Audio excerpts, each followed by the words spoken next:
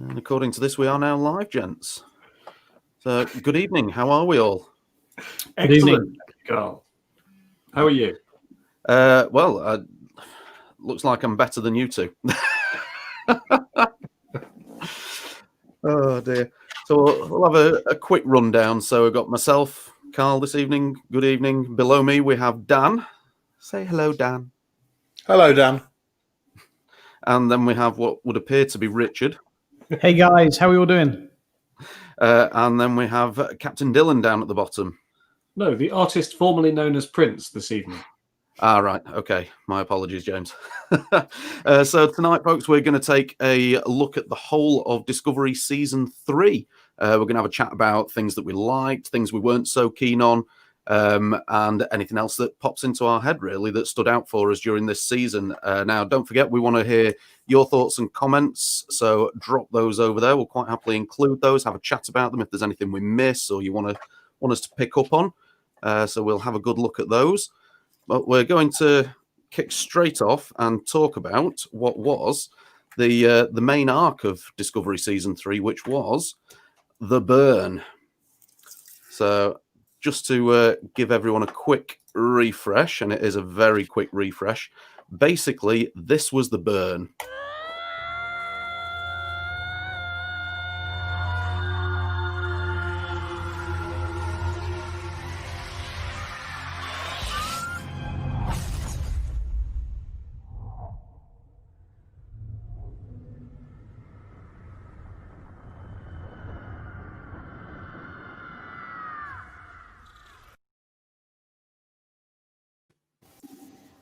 I chopped those together just for dramatic effect. You just put the whole season together in one fell swoop there. So Yeah.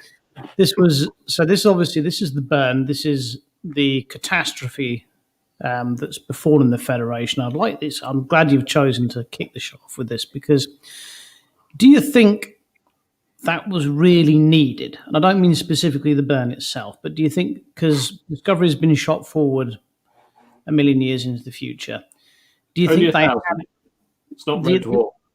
sorry, only 1,000 years in the future, do you think they had to have stumbled across something that's quite so catastrophic that's crippled the Federation? Do you think that was essential to storytelling? I think I was expecting Discovery's arrival to somehow be maybe to blame or be associated with the burn myself, and not it just be a coincidence they can turn up and fix it. I was a bit let down. Fair point. Personally, I think the idea of the burn, I think the way it happened with just this single person being responsible for it, and there's even come out, it was either yesterday or today, a little science snippet about the theory behind the burn and relating it to both in Trek and real world science. I think the burn itself was quite a good idea, but I think you're right in that I don't think it had to be this big season-long mystery. Yeah. I think they could have quite happily put that right at the start of the season to explain what was going on, and then we could have quite happily gone through the season from there, knowing, right, this happened, it was a real big disaster, and now we're recovering from it. Yeah. The burn had been about a century before, hadn't it, from the point at which Discovery emerges? Yeah. So the Federation has been in a state of having limited warp travel for essentially a century. Correct me if I'm wrong on this. This is how I understand it to be. The impact of the burn was to affect dilithium that was being used in an active warp core. Yes. So if you were on a starship and your warp engine was running, or at least was powered up, the dilithium would essentially explode, destroy the ship. But that didn't do anything to dilithium anywhere else. Or did it? Did it mean dilithium that was elsewhere could no longer be used? So That's not what I not follow. Some ships still have warp drives. So how did that work? Yeah. So the way it's been explained is basically that because of what's happened with Su'Kal being raised on the planet, etc., and his we won't go into the details of that, but because of his connection to dilithium, basically when he sent out that shockwave, they used the wrong terminology almost. So it didn't make dilithium go inert. It fractured dilithium on a resonant level between subspace and normal space. And the theory is that dilithium exists across subspace and normal space. Which to is be the how it rea- can interact with antimatter. Yeah. So the theory being that shockwave Which- fractured dilithium, and therefore anyone with an active warp drive, the worst happened. Anyone without an active warp drive, the dilithium fractured. It didn't get destroyed, but it therefore made it hard to control the reaction, therefore limiting warp travel. So I'd like to just interject there and on a creator level say, at this point, did the writers insert a thing that just said science and then carried on with the story, and someone with an overactive scientific imagination inserted a reason why the Federation would be crippled? They've actually had full on. There is an article, like I say, come out in the last couple of days from their scientific advisors that they've used. It's on Star Trek. It turns out they were stoned out of their skull. Yeah, I'll pop a link into the description after the video. It's a half interesting read. It does give you a little bit of background. I'm trying to piece together what happened in Rebuild. Yeah. Yeah, I like that idea, Megan. I mean, as I say, it's what I don't like, and I'm not a professional writer, but I don't like it when a story is built of coincidences. It just so happened Discovery turned up at the right time. Just so happened, bizarrely, Michael Burnham's mum turned up as part of the Quatma lot. I hate it when they explain it. I hate unexplained coincidences, because you're writing the story. Your job is to explain it. So it just would have been nice if they could have found some way to tie it all in together as part of the story. Yeah, absolutely. I mean, I think Discovery's done that a few times with different things, not just like you say, not just with the burn, but with things like Burnham's mother. And there's been a lot of sort of like almost like breadcrumbs laid for us to follow this season, not all of which have led anywhere. Potentially they might do next season, but kind of like when you're following those breadcrumbs, especially with a story arc that has been completed, and you've been trying to piece them all together as you go, but then you get something that's completely unrelated at the end, like Su'Kal. It's like, oh, where did that come from? And the payoff just wasn't there for me on that. So to come back to what's happened to dilithium, now that we've established what the burn was, does the dilithium now work again? Yeah. If they seem to be delivering it. So what has happened that has resolved the problem caused by the burn? They're mining the dilithium that's on the planet that Su'Kal was on. But why is that dilithium any different from dilithium that was elsewhere? Well, no, all the dilithium's okay now. It's all okay. It's all fixed now. Yeah, it all got blown up at the same time. Dilithium has been working. It's just been in very limited supply. That's it, because it all blew up. So, because they did mention that before the burn, dilithium supplies were being used up, and that's why, like, the Vulcans were doing their experiments to try and find alternative drive methods. But that was before the burn. If only there was some way we could recrystallize dilithium. Yeah, wouldn't it be great? I'm sorry, we can't even do that in the 23rd century. Actually, they should. There may be a 20th century solution to this, James. Do we need any kind of nuclear vessel? Well, they simply, do what Elon Musk is doing, have electric starships instead. I don't see what just charge them up and away you go. So yeah, I mean, like I say, the burn for me, I mean, it was this big long mystery. I mean, as you can see in that slide there, they spent half the series piecing bits together for it to find out what it was. And like I say, to me, it just genuinely didn't have the payoff it needed. We wanted something a bit more dramatic to be revealed at the end, rather than just an angry teenager in a holosuite, didn't we? We wanted some dark conspiracy. We wanted wiggly worms poking out of the back of their necks, didn't we, Dan? We certainly did. Yep. And Dan is still suffering from the disappointment of not seeing wiggly worms poking from the back of anyone's neck. He's still got the raving arsehole about it, in fact. True. I don't know. I mean, you've not put much in there yet, Dan. What's your thoughts on the burn?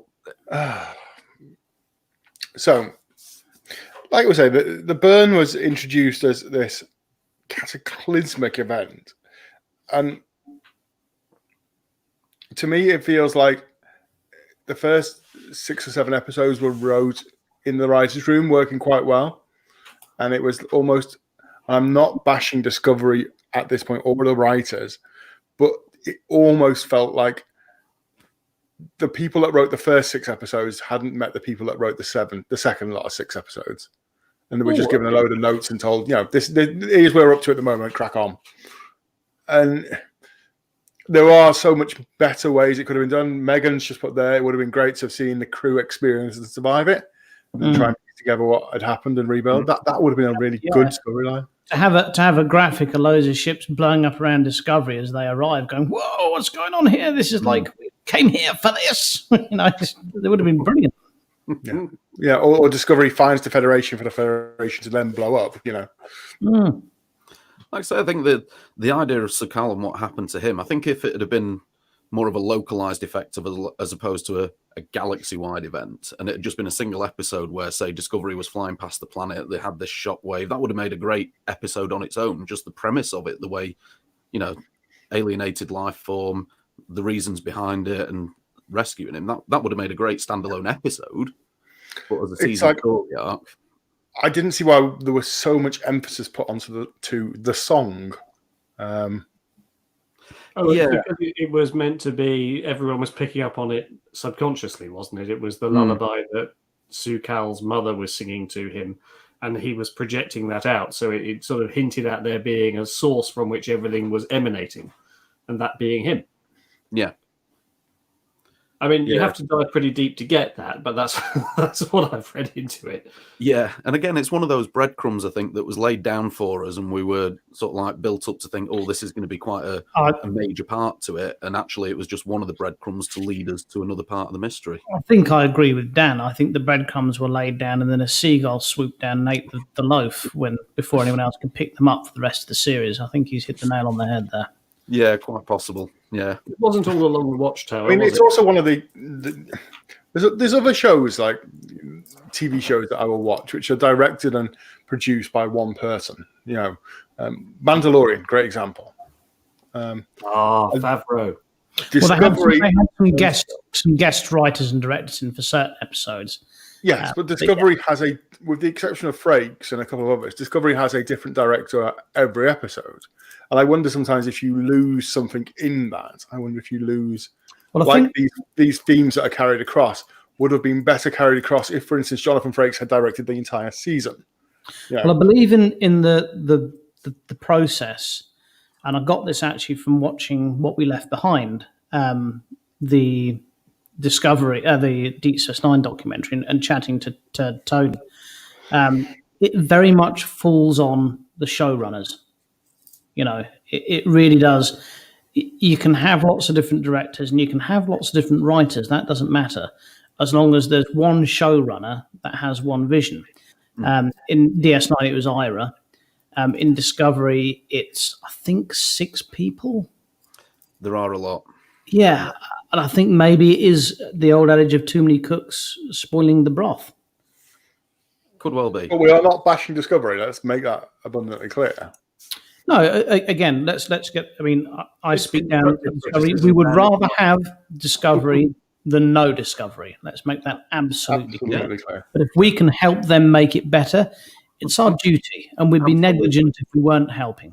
And we are available to consult. Yeah, very available. And very available, yes. Yeah, absolutely. And So, we've even got people who agree with to it. direct every episode. We've got people who agree with us. Look, that people are saying, we should write this show. Love it. So, Could Frakes be in every episode as well? Sorry, James. Well, if Frakes could direct every episode, can he also star in every episode? You know what? Funnily enough, I watched for the first time in ages because I managed to snag myself TNG Blu-ray at a decent price off eBay a few weeks back. And I popped it into my player and I watched Encounter at Farpoint. And it's the first time I've watched a TNG episode, full HD, surround sound, the whole works. Frakes was brilliant, even in that first episode. He sadly is an underused actor. I think possibly he's got the curse of Star Trek. He was too typecast, so he couldn't then go and do anything else. If I remember rightly, and it's been some time since I looked into the production notes of TNG, but I think all of them were theatre actors before they took on their roles. And I think that was true of DS9 as well. I think Voyager was slightly different. I think they were known TV actors rather than boardwalkers. Yeah. I don't think there's any boardwalkers in Discovery. I'd have to delve into their bios, but they certainly don't seem to command the presence of the TNG cast. So they keep whispering. You can't. They don't have a theatre voice like Patrick Stewart when they just whisper into the microphone like this and cry every 5 The seconds. criticism, you're right, Richard. I've tended to watch Discovery with the subtitles on, so I can understand what they're saying. It is very irritating when they whisper. Well, I remember, don't know James, also they're speaking in American. Obviously, we are going to say hello to our lovely viewers that are in America. Good day, mate. It's all right. Cindy's a regular on Sunday. She knows what we're like. She knows we don't mean it, don't you, Cindy? So, so just in the comments, just in the comments there, Andrew Carberry said, remember, TNG, DS9 and Voyager took 3 or 4 seasons to really hit their stride. And that's with 20 plus episodes per season. I was thinking about this the other day, the way that, to me, Discovery has been a bit of an anomaly, because I thought the first season of Discovery was the best. The second season had some really good bits in it. It's just the story was too complicated, didn't make sense. And the third season's actually been the worst. And then I realized he's absolutely spot on there. They had 20 plus episodes per season. And essentially, most of them were doing Monster of the Week at the start as well. There wasn't much of a story arc. So it's no one was doing story arcs back then. Well, this is again the anomaly. Enterprise season 3 worked purely because it was one massive arc, the whole thing. So I think it's anyone who tries to judge Discovery against DS9 or Voyager or TNG, I think it's terribly unfair. Yeah. If I'm honest with you, when it comes, because shows are different and they're written different these days, and the writers have acknowledged that, and that's why we're getting Strange New Worlds, which we've already been told is going to be back to that format. So let's see how that goes. And it does kind of feel they started doing that with certain episodes this season of Discovery as well. Certainly in the first half of the season, there were a few episodes that stood out to me that, as much as they contributed tiny bits to the overall arc, as individual standalone episodes performed absolutely admirably. And there's a lot of love in the comments just coming at the moment for Doug Jones. Yeah, I mean, if there's one actor throughout all 3 seasons who hasn't let the side down, who's been absolutely superb, it's been Doug Jones. He was absolutely. And my favourite thing about this season has been that he got to take his makeup off, so it didn't sound like he was talking with a clothes peg on his nose. And delivered some really good lines. I really enjoyed him. I enjoy him anyway, even with the clothes peg on his nose.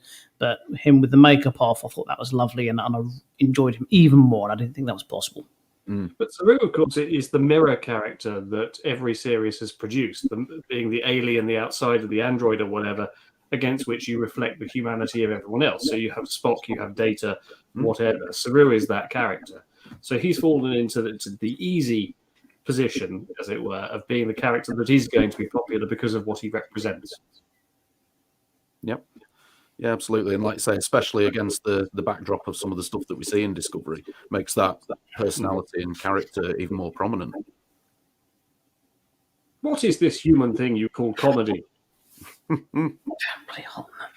So yeah, let's move on slightly then. We'll look at some of the themes from Discovery this season, because obviously we've had the overarching story of the burn, but there's also been a few undercurrent themes as well, namely disconnection, which obviously is very, very prevalent at the moment across the entire world, and also trauma has been another underlying theme, which is something Star Trek's dealt with several times.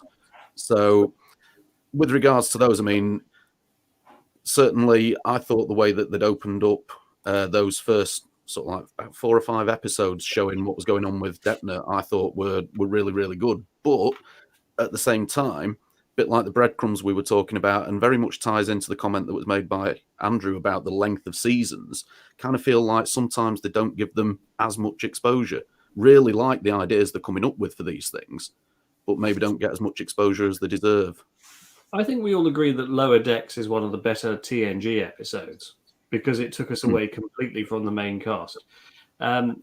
But expanding upon that, we don't often see a lot about some of the other characters. So let's take TNG. We don't actually get a lot of Geordi, do we, for example? Apart from he's luckless with women. And so in Discovery, with shorter seasons, we haven't seen a lot of a number of the main cast. It's all focused on Burnham, Tilly, and Stamets, isn't it? And to a lesser extent, Culber. Mm.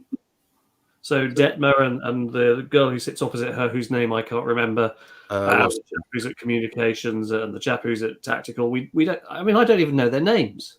I don't know anything about them, but they're in every episode. It's a bit like Chekhov and Sulu. You know, we didn't really get much character exposition of them in TOS. No, true. They kind of developed more once we got to the movie era, didn't they? That's right. Yeah. Well, I think the important thing to remember is that Chekhov and the Sulu, were beloved anyway. And that's because each of them, before the films, had very interesting, right way to say it. So Sulu had his bit with his sword and all the rest of it, and had standout moments. And Chekhov's character just being Russian and having his standoff moments that he did, they endeared you to the characters anyway. Like James is saying, there's nothing that really. Sorry, I don't know. I'm trying to remember it to show James up for not being able to remember it. But the ginger girl with the Detmer. That's Detmer. Yeah, I mean, she got a bit upset and cried. Who hasn't on Discovery? There was nothing there that really stood her out from anyone else. To be honest with you, it was all a bit nothing. I thought that was going to go somewhere and be interesting, and ultimately, like the burn, it failed to deliver. Yeah, and like I say, I think sometimes that's down to the length of the season and not having the time to explore these things. You know, I mean, again, when you go back... Yes, very, like you said before, 20-odd episodes TNG and that used to have, yeah. Well, if you look at, say, the trauma arc that someone like Nog had, for example, in DS9, you know, they were able to dedicate multiple episodes just to that one storyline. Yeah. You know, and it really fleshed it out for us. It gave a stage to that particular theme and allowed the audience to take it in and understand what was going on. And in these shorter formats of seasons, we don't necessarily get that. Hopefully, I've just spotted it in the comments somewhere, but it seems to have flashed past. Someone did mention, hopefully, things like that. They continue on into the next season to give us that extra airtime with it. Is there definitely going to be another season, is there? There is. They're filming it currently. Filming, yeah, right now. They're actually filming at the moment? Yeah. I mean, it's... Okay, are we going to... Sorry, Dan. Star Trek's always been very good at talking. As people are talking about it, and you've mentioned on it now, it's always been very good at doing PTSD episodes. I mean, I can think of one apart from TOS, one in practically everything. You know, in Enterprise, Trip suffered for a bit from, you know, the death of his sister. You know, there's that great TNG episode where O'Brien beams onto his old ship when his captain's blowing up Cardassians, you know. Killing the Cardies. Yeah. I always think of cardigans being burnt when they say that. And how, you know, O'Brien talks about how it's not him he hates, it's what he became. And that was his form of it. You know, there's, you know, Nog, and you've spoken about in DS9. And this was a continuation of that, which is nice to see. It's something that's gone through each type of Star Trek and was sort of focused and honed, you know, and you got a very good look at it with Detmer in this one. And I'm hoping that this carries on how her recovery goes and how, you know, for the next season. I hope it does. Mentioned in the comments Detmer's donut. I'm not sure I understand what he means. Oh, that was season 2, wasn't it? Was that? Are you referring there? She managed to turn the ship around. Yeah. I know the donut in the Discovery. She managed to steer the ship in a circle. Yes. Yeah. So yeah, I mean, I think with the theme side of it, I think there have been some good themes. I think there's been some good possibilities laid down for us as well. I mean, I just hope that they do carry some of those on into season 4 and don't just let them drop without any resolution to them. Are we moving on to predictions for season 4 already, or are we saving that? No, we can do that towards the end. Yes. We're saving it. I'll keep my mouth shut for now then, shall we? Yeah. Keep stum. No, next thing I wanted to look at, which, you know, we've been looking at some of the established characters. Some we know a bit about, some we don't know much about. But the next thing I wanted to look at was actually some of the new characters that we've seen. You know, and there's been a few that have been introduced. Some are going to fall by the wayside and already have.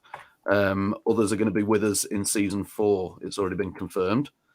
So yeah, thoughts. Pick out a character, a favorite character, or someone that you didn't quite click with, and give us some thoughts. What are we thinking on these new faces?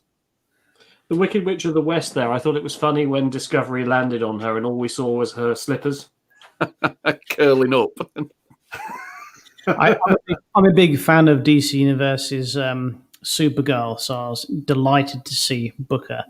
And I thought he was one of the standout actors of the season. He had some drab lines, but I thought he was actually very good. Although he threw everything into it, didn't he? Yeah, he was, and he was very good in Supergirl as well. Actually, so I wasn't surprised by that. And my man directly below him from Resident Evil, he was very good. Michael Kramer. I'm thinking now that he's going to turn out to be a synth. Really? Yeah. I think he's going to be the president. He could be. Been hints. Was it explained why Asira, because she's an Orion, what do they call them? Slave. She's an Orion slave girl, but obviously, as we found out in Enterprise, that's all a cunning ploy, isn't it? It's actually the women that are in charge of it all.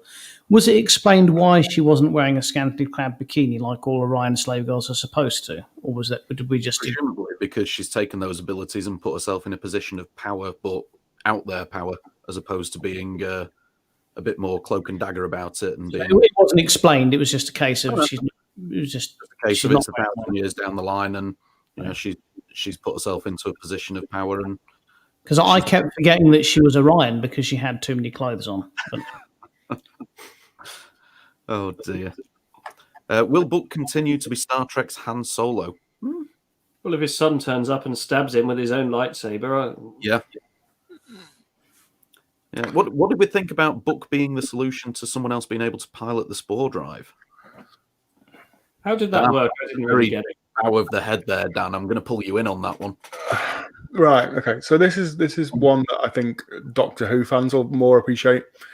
Book reminds me a lot of Mickey from the Tennant area of Doctor Who.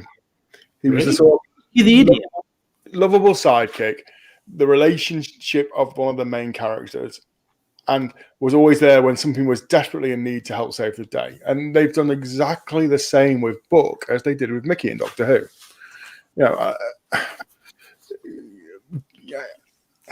It's. I think given a role to grow, it would have been better had he joined the Discovery crew, had he been a bit more of a main part. But Book just sort of, there was episodes when Book wasn't around. There was episodes when Book just appeared to save the day, and it's just, there was the option to sort of pull him in as the local guide and the local person and this, that, and the other, and that just wasn't explored as much as it could have been. Really, I think. Do you remember Thundercats? Yes. You watched Thundercats? No, wait. Now, hear me out. In Thundercats, Lion-O had a magic sword. And every single episode, didn't matter what was going on, at the end, the sword would be able to solve it. And it'd be a different thing every week. Oh, this week the sword needs him to be able to fly at the end. Oh, the sword can make him fly. Oh, the sword needs to be able to, you can see the future. Oh, the sword can see the future. So it didn't matter what they wrote, the sword could solve it. I think Booker is Lion-O's sword. It's the Sword of Omens. He's the solution. Yeah, solution to every writer's block. Oh, how are we going to get through this one? Chuck Booker in it. He'll fix it. He can fly the ship. He can do whatever. Yeah. See, that's what I thought programmable matter was going to be for. I thought it was going to be like that magical device on Picard that they used to fix the ship right at the end. Well, the lesson here, kids, is books are the solution. So read to resolve your problems. Yeah. Yeah, that's actually very clever writing. It was I thinking they were being lazy. I mean, the rest of the characters were very good. The Admiral, there was many points, and we spoke about it previously, how we thought he might be a bad guy, and he had me sold on that one. Genuinely, to not be such a bad guy. I called it because the actor in Resident Evil always plays a double crosser, so I thought he was definitely going to be a bad guy, but he turned out to be a poor advert for Just for Men, but however, he was a very good CNC. Really, I thought he was quite a poor leader, to be honest. Did turn out to have a very, very strong moral compass, though, didn't he? So when it comes to that negotiation with Asira, it's all good. She's made loads of concessions. Well, again, winding back to the whole Orion slave girl thing, they're meant to be able to control men. That's how they're written, with their pheromones or whatever it was. That was explained in Enterprise. Why didn't she use any of that on him during the negotiations? My point is, why was that conveniently all forgotten about? And, Tim has actually raised a very good point there, which we just talked about how you said Book was able to use a spore drive. Now, this does go into a prediction for season 5, but I'm going to pull it up. Season 4. I'm going to pull it up now before we lose it in the comments. Stamets is bound to resent Michael, so he'll leave. So Book will be spore drive guy. Why will he resent Michael? He resents her for making the decision to eject him out in a force field, and he gave her the back at the end of the episode, didn't he? He was unhappy. He had the Raven arsehole. Not convinced he'd leave though, because if you lose him, potentially you lose another 3 characters on top. I think Stamets. Third one. Hugh, Adira, and Gray. I think Stamets and definitely the actor Anthony Rapp. I mean, I'll not lie. I've been very disappointed with the overall standing of the standard of the actors in Discovery. But Anthony Rapp as Stamets has been one of the, like Doug Jones, one of the standouts. If they are going to knock his character back to a bit part role or knock it off, then that's a big mistake. They're really losing it. Yeah, I don't think they will. He's always been a very pivotal part in Discovery, and he's been one of the characters that's been fortunate enough to have more of a role and more explanation. So I don't see that happening. They've kind of moved away from that whole, we'll give you a backstory and then kill them. That seems to have gone away this season, fortunately. Also, he's not only the only one who can operate it apart from now Book, but he's also the only one who understands the spore drive. Yeah. Because he built it. Absolutely true. Well, we've got this new chap that Asira brought on. That apparently understands it better now, and he's the finest mind in the universe. So I think Dan might have had a point, though. They might be writing him out. They might be getting a shot of him. Kind of hoping they don't write him out. I'm just kind of hoping they're using it as a way to give him something else to do to maybe help expand the character. Yeah, he's an underused, because he's one of the better actors. He is a bit underused. It'd be nice if they could do something a bit more with him. Yeah, it'd be interesting to see how long they use the character of Aurelia for, because obviously, as we know, Kenneth has got ALS, which is going to be quite. It's going to get worse, with time. Unfortunately, it's such a sad thing. Now, the actor himself has said he'll stay with Star Trek as long as he can and as long as he's able to act. And I believe he is also confirmed in season 4. And facilitating it, though. Sorry, he's confirmed for season 4? Yep. Yeah. I mean, it's almost...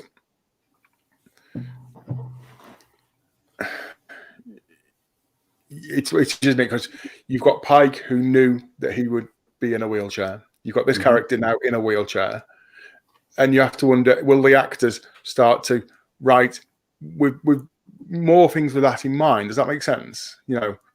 Will the fact that Pike knew what was going to him, Burnham knew what Pike had seen, will she start looking after this character more because she sees him as like a Pike from the future character who was looking after her, but is also put himself in a position? Yeah, I'm interested to see if that'll happen. I think it's interesting because what we all love about Star Trek is representation. And we like the way that Star Trek shows can show us, to be blunt, how we should be behaving now, because that's how they're doing it in the future. So if they're going to have a regular cast member who is in a wheelchair, I'd love to see some episodes exploring how they deal with their professional relationship working with someone with a disability. They do it with race, they do it with gender and sexual orientation. I think it's fantastic that they're now taking the time to do it with someone with a disability, and I'm looking forward to seeing how they handle it. I'm also and very again, it's curious not as the to first time why. these things have been brought up, is it? If you think again back to a DS9 episode, I can't remember the character's name, but the one who came from a very low gravity. Yeah, that's a wonderful episode. Yeah, Brilliant episode.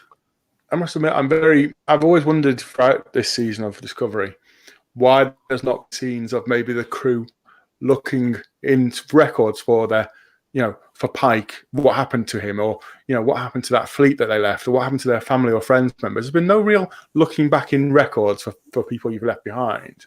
And I thought that would be. You're spot on. I thought they were. Do you remember when the dodgy ship's computer decided they should all watch some Buster Keaton films? In there, I wondered if that episode was going to delve more into that, and that might explain why they all had the Raven arsehole and why they're a bit down. They find out that Pike ended up living in a disabled state. That they find out all these terrible things that happened. I wondered if that, but again, it was skirted around. It was. There's still time for that. I mean, Pike knew that Discovery had gone 1,000 years into the future. Who knows? They may eventually find a message that Pike has left for them. If you find this message 1,000 years in the future, who knows? That's something. Can I just ask a quick question, because Megan's been commenting a lot tonight, which is lovely. We love Megan, and every time she comments up, her profile picture is lovely splattered over James. You don't have to look at him. Who's the lovely lady that you're cuddling in your profile picture, Megan? Because she's been popping up in this all the time. Is it your Nan? She looks so happy to be with you. Or is she happy about the bottle of Budweiser that's in front of her that she's about? Brilliant. Yeah, so, and of course the other representation we've got there, we've been talking about, obviously. We've got Adira and Gray there, and that's, the Trill symbiont part there. Obviously, they're the first regular cast member that's non-binary. Obviously, we have seen it in TNG before. I can't recall the name of the episode. James, you'll probably know. You're good with stuff like that. It's just the one that Riker. Yes. Oh, it's TNG season 5. I think I can't think of it. Yeah. Is it The Outcast? Not like that. It was a forced. It was a little bit different. It was a forced gender-neutral society, though, wasn't it? It wasn't. Yeah. Riker's in the shuttle, and the passenger turns to him and says, "Tell me about your sexual organs," and he just turns to her and raises his eyebrow. Yeah. But I think he identifies as her. But obviously, this is now Star Trek's first regular character that's non-binary, and also, I believe, let me try and remember this with Gray. There's something there with Gray in the back of my head. I can't remember exactly what it is about a transgender side of things. So again, it's all about the representation, isn't it? And the fact that the Trill are being used for that sort of metaphor again, and it's been the Trill have been there for that kind of representation before. Jadzia several times in DS9, has expressed no particular sexual preferences or anything. So, I like the way they're continuing that with the Trill, but I hope it's explored a little bit more, because again, Jadzia was a bit keen on Worf. Sorry, Jadzia was a bit keen on Worf. She did marry him. Yes, but she also rekindled a relationship with a woman that she had for a previous host. So she was pansexual for all intents and purposes that we would classify as. Yeah. It's strange you're talking about representation. Now, this is something that I spotted, which maybe a lot of people haven't. Are you going to? Go on. It's nice to see a Star Trek character wearing glasses. I know this sounds really, really, really childish, but every season of Star Trek when I grew up, no one needed glasses, and this and the other. And there's the one who wears spectacles. Yeah, Geordie's different, but it's nice to see an actual character in glasses. Because you always think, there's this idealized thing that everyone's got perfect eyesight and all the rest of it, and you always if you go to a convention, you're always very conscious of the fact that you don't want to have your glasses on, and you want to, It's just nice to see. It was just a little something that I thought was actually really nice. I similarly was relieved to see that a shirt and tie was still being worn 900 years in the future. I think he looks very smart in his glasses and with his shirt and tie, so I'm pleased with that. In the name of Dr. Chris Whitty, next slide, please. Yeah, well, we'll crack on now with some of the slides because we're spending more time on these than I actually envisaged we would, but it's all good. So we're going to look at now. Next slide, please. Please. We're going to look at now what I know was going to be one of James's favourite topics for our chat this evening, which is the new uniforms. Drab. Next slide, please. Grey. Right, can we go back a slide, please? We can. Right, so those two people sat there. Those are the holograms, aren't they? Yeah, they were the interrogation hollows. Yeah, those are the interrogators. So this is something I'm interested in with regard to the Federation's ban on synthetic life, well, actually no, it's a ban on artificial intelligence. And there's been no references or any pickup from Picard at all going through to Discovery into the future. I mean, obviously, there's no androids that we've seen, of course, but there seems to be some very advanced AI going on, which is why I threw in my hook earlier in the show, as our viewer would have no doubt noticed, about Michael Kramer's character, in fact, being a synthetic. And by all accounts, seeming to be the head of Section 31, being super secret, because he shouldn't exist. And I wonder how much. Well, we'll go into this more when we talk about our predictions for season 4. But I wonder if they're going to tie in the whole synthetic AI thing and Discovery being very anti it because of Control. So, the point's just occurred to me. You have artificial intelligence in the form of, say, Data and all the Soong-type androids. But what of the electronic doctor who was recognized and was given rights and was given the power to turn himself on and off and was effectively treated as though he was a crewman? And if you follow the Voyager novels, he writes a novel called Photons Be Free, and there's a holographic uprising, and that all flows on. But holograms are recognized as having equal rights in the 24th century. Well, again, this is why I think, and I was going to allude to it later, but as you've raised the point, I think that genuinely, I think that the reason they've deliberately not touched on it this season, because I think they're going to pick it up and run with it next season. And I think that's going to be the theme of next season's show. And I think the dilemma is going to be that Discovery, because of what happened with Control and all the rest of it, are going to be very anti-AI and very anti-synthetic life. And I think they're going to find out that the rest of the universe has actually moved on with it and have holographic people that have the same rights and et cetera, et cetera. And I think that might be a theme that runs through next season. Could well be an underlying theme, maybe, of prejudice there. Yeah, I think that's why they've deliberately not. I think that's why they've deliberately not touched on it this season. I think that's why they left it alone. Yeah. No, I could live with that. That's. But getting onto your subject of uniforms, I mean, the uniforms are very basic. Not the word I'm thinking of. Big Mac and fries, please. Yeah. McSporburger, please. Yeah. What are your specials? If the base colour was black rather than grey, I think they'd look really cool. Yeah, potentially. Yeah, but at least the boots don't look ridiculous. Yeah, they've stuck with the same sort of sports style boots that Discovery had from the 22nd century, haven't they? The wellies. Yeah, they've gone for the welly look, haven't they? Yeah. On their horses and... fascist looking, actually, having boots like that. But normally Starfleet boots are tucked into the... Well, with the exception of TOS, I suppose. The shoes are below the trousers. Yeah. Synth uniforms are the best, followed by the command. Yes, Megan and your drinking nan, I completely agree. I think they're nice. I like the medical uniforms from season 1 of... In fact, all of... No, I don't like the bow tie, sorry. But I like all the medical uniforms, especially the half-collar one from the original Discovery uniforms. I think they will look wonderful in white. And I'm really disappointed in the new uniforms to see that half-collar go, because I thought that was wonderful.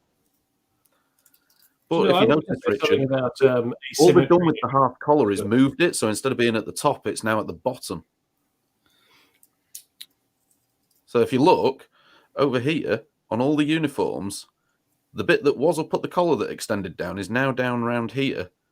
On Oh, each it's of like it's sort of like a groin collar. That's it. It's an indicator. It's an indicator, right? Okay, Just button them up wrong. fair enough. But does anyone else want to comment on that gentleman's bow tie? I can't remember who he was or what he was from. Now he was a He was a hologram. lie detector. To hologram. That was wasn't it. Yeah. There A is lie detector that comes with a bow tie. That's marvelous. the thing I've seen with the uniforms is the variety. There's not one standardized uniform, or not. If you look in this picture here, for instance, that Carl's got up, there is, you've got people on the right hand side in a different style to people on the left hand side. Even if the difference is commissioned and non-commissioned, DS9, everyone wore a very similar uniform, and it was indicated by pips. And these days, it's now a very different uniform. I wonder if that's either part of the fact that Starfleet is not as amalgamated as it was, and ships were taking time to get back to Starfleet headquarters. Are we seeing a generation evolution of uniforms that are being slowly phased out, or is it, who knows? That's something else.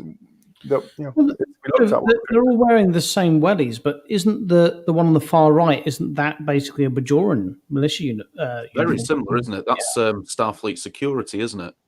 Yeah, I mean She's maybe actually on the HQ, isn't she? I believe that character. Yeah, she's Vance's head of security. And she's only a lieutenant. Yeah, Lieutenant Willer. So, chief of security for the whole of Starfleet, essentially a lieutenant. Does make you wonder how small the organisation may have become. How many ships did we see in Federation HQ? Well, we're going to come to ships soon. We Well, are we going know the Nog, we know the Voyager J, but Yeah, not that many. Well, as that leads us nicely on, James, your question, let's have a look at some of the old future ships. Obviously, we've got the Discovery that got its refit to bring it up to date. Well, what did we all think of the refit? History number though, because it's the same ship. It's just been refitted. So It is.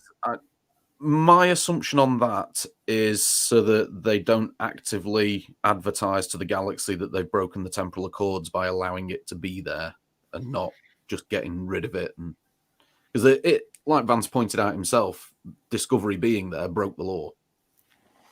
All right, Discovery didn't know they were going to break the law, but for the time they landed in, they weren't allowed to. As be a there. lawyer, I'd say that ignorance is no if you did excuse. when you did it, the fact it's an offence when you arrive is unfair. Yeah. So Ignorance is no excuse. I think they should be shot. I think the main reason behind it is just to try not to advertise to the galaxy that they've allowed it to happen and done nothing else about it. It's like Clark Kent, Carl. Put some glasses on. No one will tell that. Absolutely, no one can see the difference. They just looked in the database and thought, "That's a cool retro design. We'll make one of That's those." just it. They wouldn't find Discovery in the database, would they? Don't know. Because it's white, That's a good point, clean. isn't it? White clean, yeah. Yeah, true.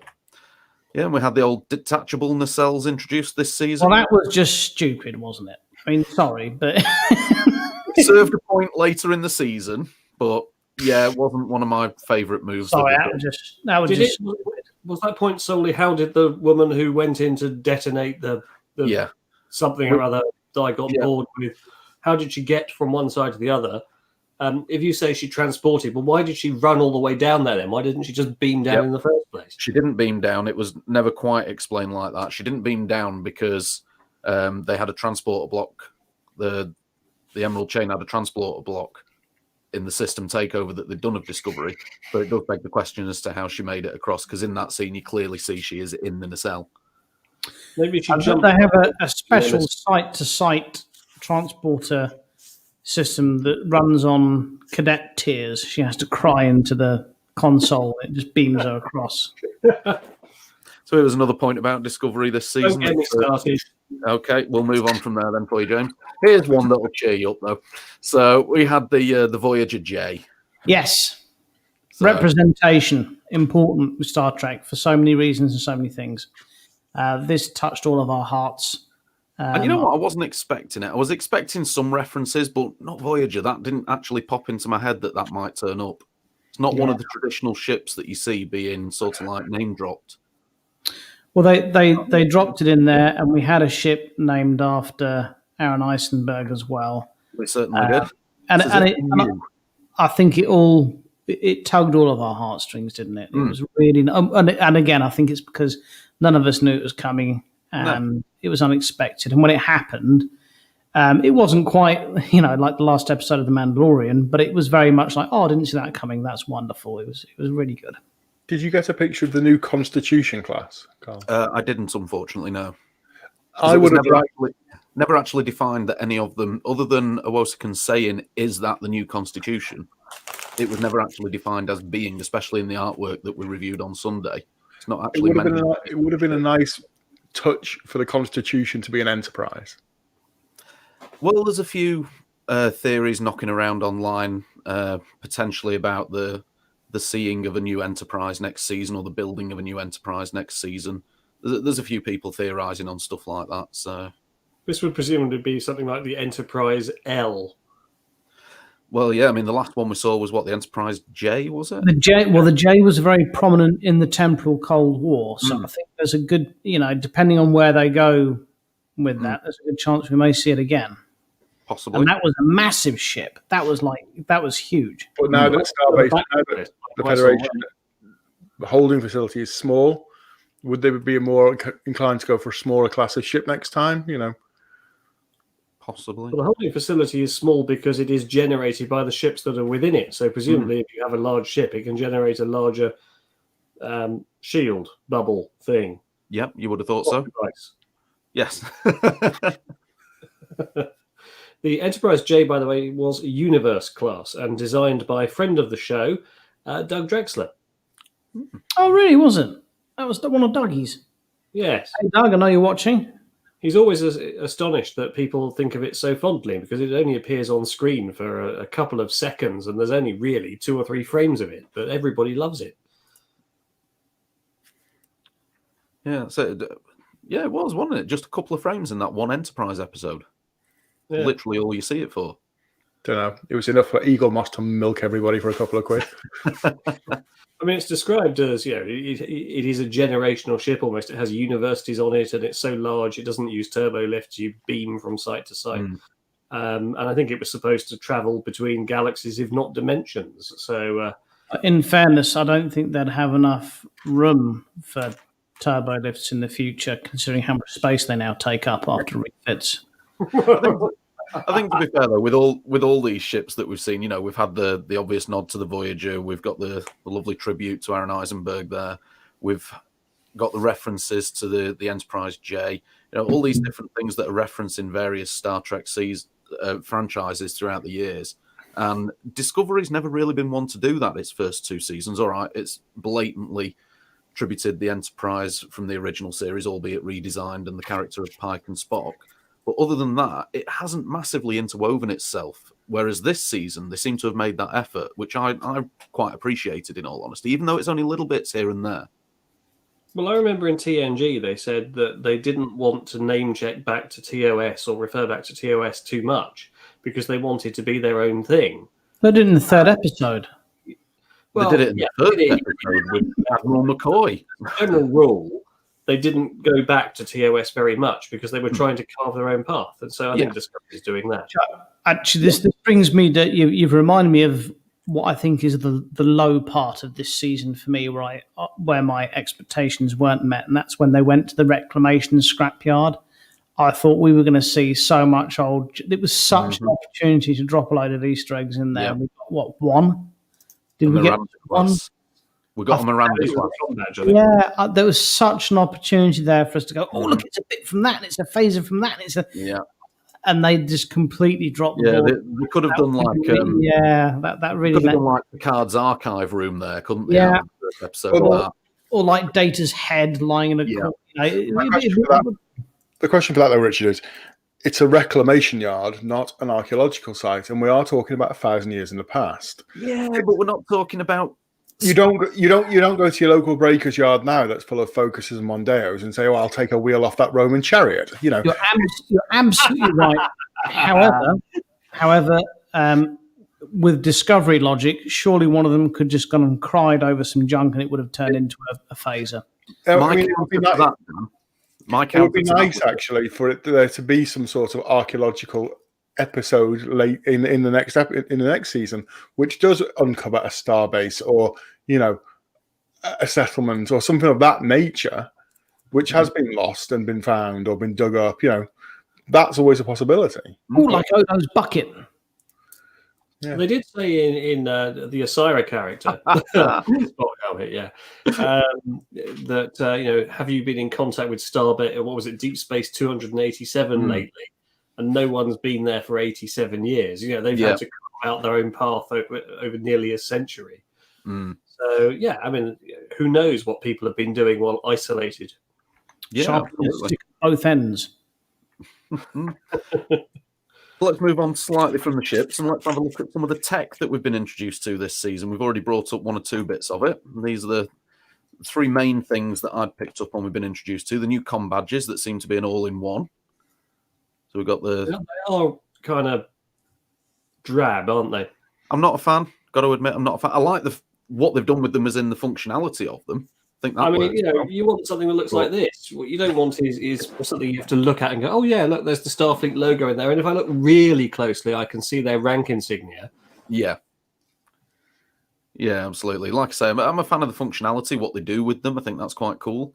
But yeah, the design, I think, probably could have done with a bit more work on it. Programmable matter. That is cool.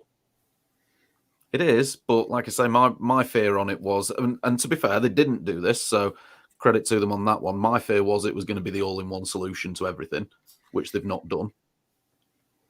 It means you can repair anything instantly, doesn't it? It does. Yes, Tim, that was my laugh out loud moment of the series. That was brilliant. That was really that was good. better than him sneezing his goop over everyone last season. It was fantastic. I think the shame of it was that after about the first 4 or 5 episodes, we didn't see Linus again. He's one of my favourite characters. Brilliant space, probably.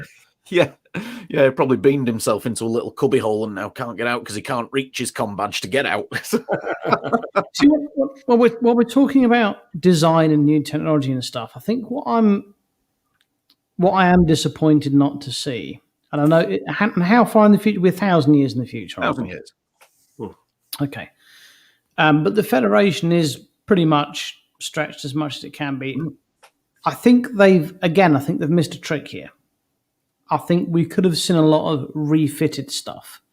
Like starships pulled out of museums and refitted to make them space worthy again because they're in such bad. So I think they have missed a trick. I think they could have really pulled a few nostalgia tricks. I wonder if they didn't do that because I don't want to take away from their writing for the series, but I think they did miss a trick, and the reason I think that is, and this is about Discovery tonight, so I won't go into too much, but I'm rewatching Picard at the moment, and I love the new Picard series.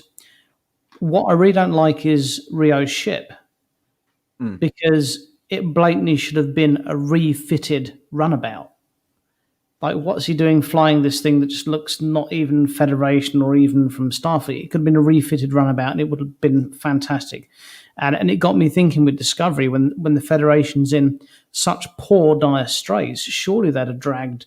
I believe in canon, Voyager becomes a museum, doesn't it? It does. Yeah. Yes. So surely in the dire straits they're in, the actual Voyager ship would have been taken, put back into service, and we could have seen it, and it would have been lovely. Yeah, or the Defiant or the Delta Flyer, we could have seen any number of ships make a comeback because the Federation needed them to be there, because they obviously weren't active during the burn, they weren't blown apart, and everything would have been active. So they missed a trick. They could have brought all these old ships back, and we could have had a parade of them. It would have been just wonderful eye candy for us. I think this would have been a nice Easter egg moment. This was slightly can we go to Quaylor 2 and go to the reclamation yard? Absolutely. We've had so few takers on that. this was touched on though, Richard. You look at episode, I think it's episode 1 or 2, when Burnham finds the gentleman in the communications, the one who'd never been commissioned. Peter the Hill. Yeah. And there's that big sort of almost star, space dock thing, behind him, which had been blown apart. Are these ships and things you're talking of, are they being held in orbit of the facilities when the facility itself has been destroyed, the contents within as well? That might be the reason. We know for a fact that Voyager would have been safe because that's parked on planet Earth. So that would have been good. Yeah, because as long as the warp drive weren't active, then the ship would have been fine. Yeah. I mean, it was nice with the Combadge tricorder and a transporter combo. The thing I actually really liked was the fact that it didn't have a shield in it. They could have sort of ruined this by giving it its own personal force field / shield, which would have made half the episodes redundant by the fact that you would have been able to kill or capture the. Well, I think that would have just taken away too many potential sort of like. I hated the new comm badges, technology wise, purely from a selfish fan point of view. You've got one little comm badge that's a tricorder that does this or that. That means we don't get a new flippy thing, we don't get a new whizzy wazzy thing. So purely from a fan cosplayer perspective, give me the arsehole a little bit. But yeah, it's what you'd expect to see in the future, isn't it? And you also don't get I was watching the Enterprise episode yesterday where Reed loses his communicator on the planet. Oh, yes. Find it. And it's like, well, if you're actually wearing your communicator and your tricorder and all in one, it leaves less chance of any of these types of disasters happening, which is obviously one of the benefits of the evolution of what this has become. One less thing to strap on to onto your belt to worry about, one less thing to worry about losing behind on an away mission, and everyone's got something with them all the time that can record and do data analysis and all that. It's actually a really good design. I actually really liked it. So. Oh, practical wise, I think it's fantastic. I'm just moaning about it as a fan. Story wise, it kind of means your away teams are invulnerable, can do anything, don't even have to work things out because the badge says, I've detected this. Yeah. Do you reckon they'll go, Alexa? I don't even need you to be here. Yes. Now, Atlantis, Richard, is a variation of Stargate, which is a series you've heard of. And there's an episode where he finds a personal shield and he puts it on, but he then can't work out how to take it off, and he's trying to eat and drink and he can't get any food or fluid into his body, and he's panicking, he's going to starve to death. This is like my drinking problem. Do you remember when I had my drinking problem, James? And I just kept, it's a similar thing. So we're coming towards wrapping up now, guys. You like the way it just cuts us off there when we go into lunacy? We go off topic. He's ruthless. Straight in. Time is running away. We're already on an hour, believe it or not. So what I want to know is, as much as the whole season's had its ups, it's had its downs, there's been bits we've liked, there's been bits we've not been so keen on. What would you class, for whatever reason, would be your favourite episode of the season and why, Dan? On the spot. It's usually you that puts us on the spot, so I'm doing it tonight. So my favourite episode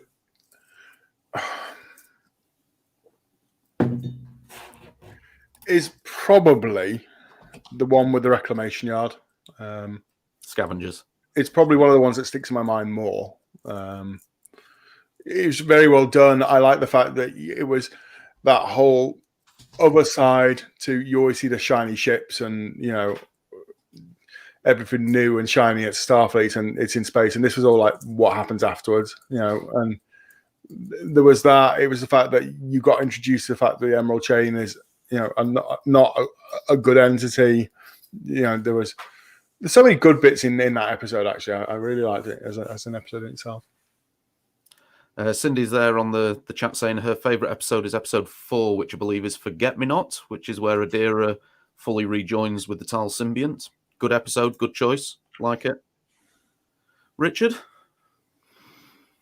I can't choose a specific one, but I will take this opportunity to point out something that none of us have talked about tonight, and no one in the comments has mentioned tonight, which kind of affirms its place as being the mid-season filler, and that's my favourite character in Discovery, Georgiou, or the Terran version, and the two-parter we had that made no sense and was a bit crap. No one's mentioned it. We've all pretended it hasn't happened. It made no relevance to the story. It was filler. It was a waste of 2 episodes of Discovery. It was the setup for Section 31, Richard. That's why it's there. I mean, that one scene with the Guardian, when the door explodes and becomes... That was good. That was good. I would have loved to have seen that scene when we went to watch Discovery at the cinema. I think on a really big screen, really big, I am the guardian of forever. Yeah, that whole scene on a big screen, I think would look really Welcome to the world of tomorrow. Oh dear. I mean, Carl, I imagine you've watched it on your 120-inch. I have. I've watched it on my cinema screen, well, my home cinema screen with the surround sound going, and you're right, it is absolutely awesome, that particular scene. Once all this lockdown stuff has all gone away, I will invite you around to watch it on the screen. Wonderful. Once the pub's shut so that we can turn the volume right up and have the full effect. That suits me. James, your favourite episode and why? I don't have a favourite episode. As I've indicated, I'm not a huge fan of Discovery, but if I'm forced to pick, I will pick Terra Firma Part 2, only because it has the Guardian of Forever in it. Fair enough. I've been preempted on that. Fair enough. I'm going to go with episode 3, which was, I believe it was called People of Earth. It was the first one of the season, directed by Mr. Frakes. And I think it was the first proper curveball of the season that we got thrown. We were heading to Earth. We kind of expected it to be all happy, singing, dancing, and it was anything but. But I think it was a great storyline. I love the resolution, the diplomatic resolution that Saru managed to do between the two factions fighting and managed to get a bit of peace going. There was some good action in there, set a few things up further for the rest of the season. I think all in all, that was a brilliant episode, my favourite. I'll concur with you with that, Carl. I think that was my favourite episode as well. Let's see, we've got another one here from Tim. The episode where they go to Navarre. Burnham's mum giving... Oh, no, that was crap. That was I got to disagree with you there, Tim. That was not really bad. I mean, I appreciate what they were doing, and having watched it a couple of times so that I could do my review, I saw some things on the rewatches of it that I didn't initially spot, and I appreciated it a bit more, but I still wasn't a massive fan of the episode. So, Richard, it was one of the best Mirror Universes episodes, just didn't fit with the story well. It's fantastic we have differing opinions. Absolutely. It sparks the conversation, keeps it going. That's what we love about it. Now, the big question of Discovery Season 3, I thought we'd finish on. It was highlighted right there in the middle of the season when Saru had obviously been given his captainship. And I've been thinking long and hard about this. It was a big decision, and we never actually got to the bottom of what catchphrase Saru would use. We obviously got Burnham at the end of the season being made captain, and the last words uttered in the season, her new catchphrase of "Let's fly." So we thought we would ask all of our viewers, pop it in the comments, and also us guys, what would your captain's catchphrase be? Who wants to go first? Dan does look at his face. I was thinking of something along the lines of Lieutenant Harris. Move it, move it, move it. Oh, here's my Lieutenant Harris stick. I was going to say, have you got your cane there, James, ready? Yeah. Mahoney! So go on, Richard. You've been thinking long and hard about this. What would your captain's catchphrase be? Spank it. By Grabfar's hammer. James? Full ahead and damn the torpedoes. Nice. Carl? I was actually doing a little bit of thinking about this myself, and I was trying to come up with alternatives. Let's say the word engage, what it means, etc. It brings all sorts of comical possibilities to mind, like the word skedaddle. Wouldn't that be amazing? Get the pigeon. Get the pigeon. But I think I'd end up going a little bit sort of like classic, uttered by James T. Kirk once when he was in the deflector room of the Enterprise B. Just, let's go. Let's go. Gun it. says Cindy. Gun it. I like gun it. That's a good Yeah. one. Corkscrew it. Corkscrew it. Discovery Not so does sure do that. about that. Flip Flip it. it. I suppose Well, for Discovery. Yeah. I'll Well, go how with like about the spin on this?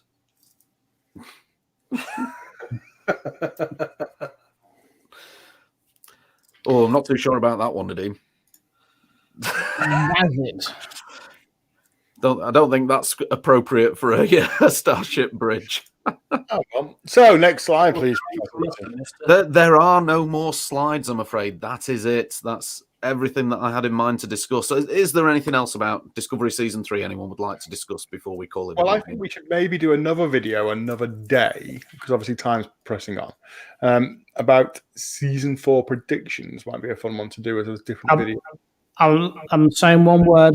Saying now. Borg. Okay. Okay. Cheers. What did James say? Tears. Yeah, there will be tears. In fact, I guarantee that. I guarantee there'll be tears. Absolutely. Hopefully not from Vernon, because she's captain now. Can she stop freaking crying? So, yeah, we'll wrap it up there then, gents. And, thank you very much for joining me this evening. It's been a pleasure. It's been nice to sit down and chat about these things. Thank you to everyone who's joined us this evening and for your input into the conversation. As much as we either have or haven't taken it on board, it's conversation, it sparks conversation. That's what we love about this. So, yeah, by all means, make sure that you subscribe to the channel. We'd really appreciate that. Hit the like button for us. And until next time, guys, we'll see you on Sunday for Let's Talk Trek as usual. And just quickly, Susan Clark, I think your Facebook account has been hacked. yes, I did get that impression. Yeah, just in case she's not aware. So, right, thank you very much, gents, and we shall see you next time. And I hope they feel better. Bye-bye. Little bit.